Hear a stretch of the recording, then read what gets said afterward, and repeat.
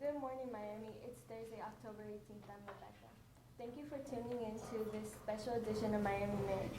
We want to welcome a special guest to our show, Mrs. Paula Autry. Mrs. Autry is the CEO of Lutheran Hospital and is our guest principal for the day. Thank you for coming. Thank you.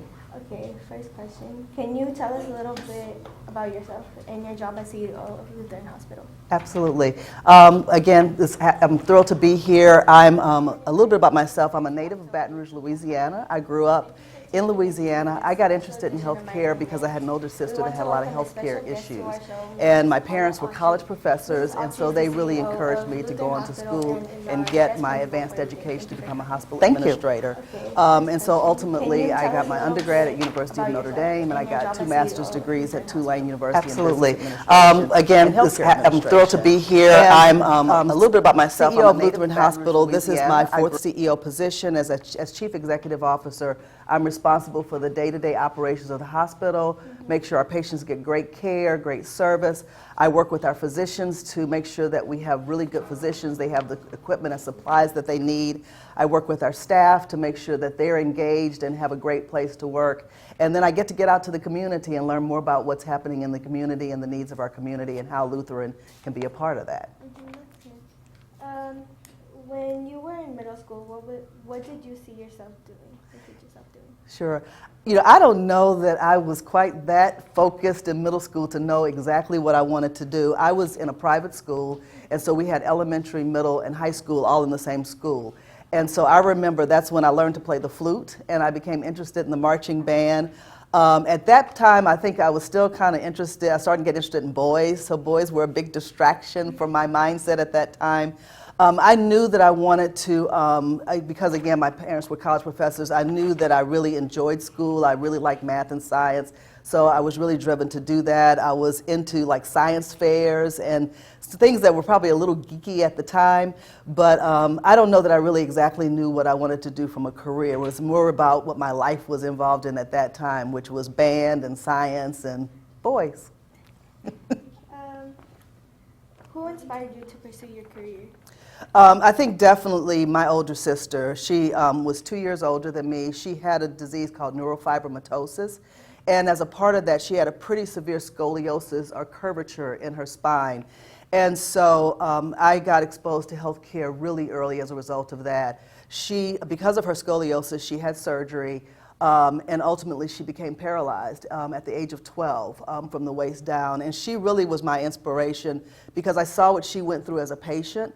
I saw where healthcare goes right, and I also saw where healthcare can go wrong. And so it developed in me a passion to be a part of that and make things better.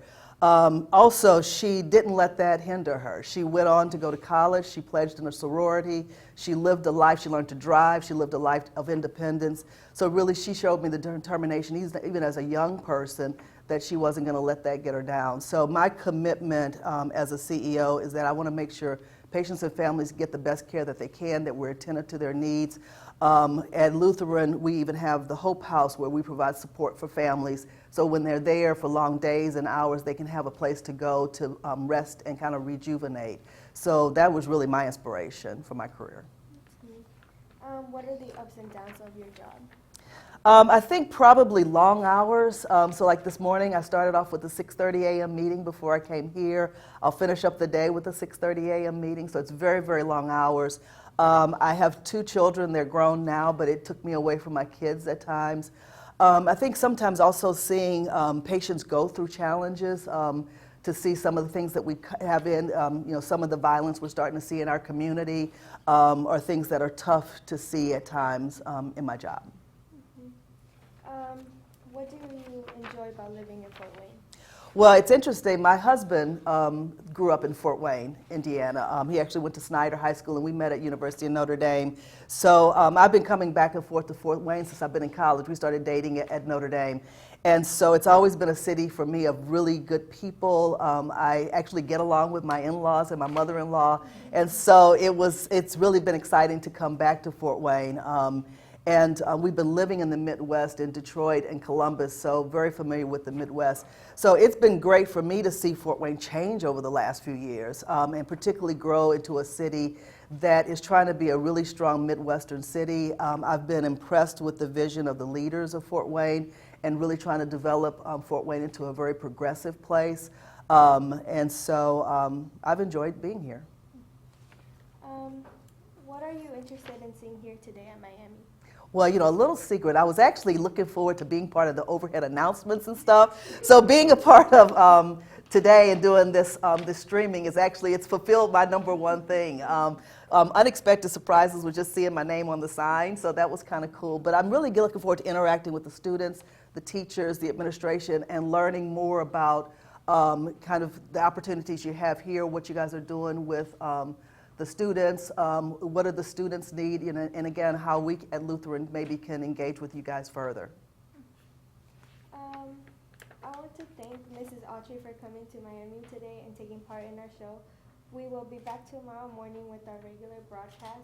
Life is what you make of it, so let's make it a great day, Miami. Great. Have a great day.